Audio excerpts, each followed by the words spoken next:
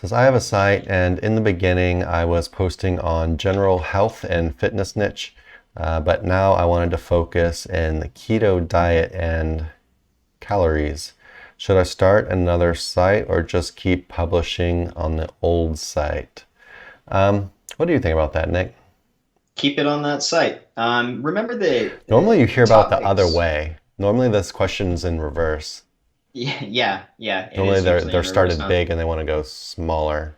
Wait, no, Now, sorry. They started small and they smaller want and to go go big. bigger. Yeah, there we go. Yeah, which actually I guess we could jump onto that question next too. The one that we first got. But yeah, the reason I would say keep it on this general health site that you've already been working on is because A, it's easier to power up one website, to focus on one business. A lot of SEOs, they start eating with their eyes. They start getting really excited about all these new keywords they found, all this new data they've got access to, and they start really fleshing out a whole lot of ideas that end up becoming, oftentimes the demise of their entire business model because nothing really gets the focus it needs in order to grow.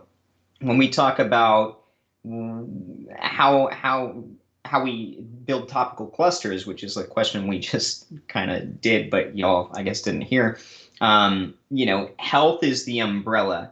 It makes sense to be able to talk about a keto diet under the umbrella of health, right? Like all of that is niched down, it's relevant. And yeah, I would think it's worthwhile to keep it together, especially if you're building backlink campaigns, you're consistently adding content. It's going to be easier to turn that into an authority site that's niched down over general, health relevance. But if you quote, silo, kind of how we were talking about, where you're using categories to build out topical clusters under the entire umbrella of health, then I think the best recourse of action for you would be to keep everything under the same website. Just as Yeah. like an example, you can think about it like this. So a lot of people, when they start a new website, they like to build on a H domain or an expired domain, a hmm previously used domain. And if someone wanted to make a keto website, I mean, if they could find an old keto website and build it on that domain, of course, that would be great. That's as specific as you can get. However, what normally ends up happening is they'll buy a more general health site or a fitness site like you're talking about and build the keto site on top of that. And people do that all day. Yeah. So, you're kind of thinking about doing that except without buying the domain. You already have the domain. So I would say you could definitely do it. Yeah. Um, yeah. Yeah, and let's think about this, right? What if you get in there, you've built out this whole website about keto diet, which is pretty specific, really, and then you realize, oh, the traffic I thought was there and the profits I thought were there just aren't there, or it's too competitive for me at this level to be able to compete with the big dogs.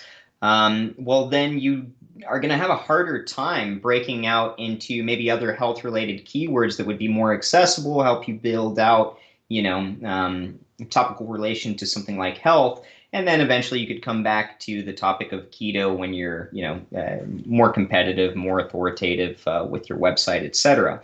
Versus if you start more general, then you can, kind of branch out versus if you're, kind of narrow with your what your website's about. Yep. Yeah. So my vote, or I guess our vote, is to keep publishing on the old site.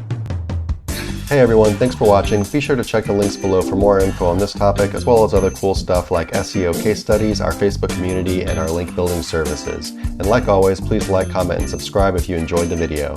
Thanks, and happy ranking.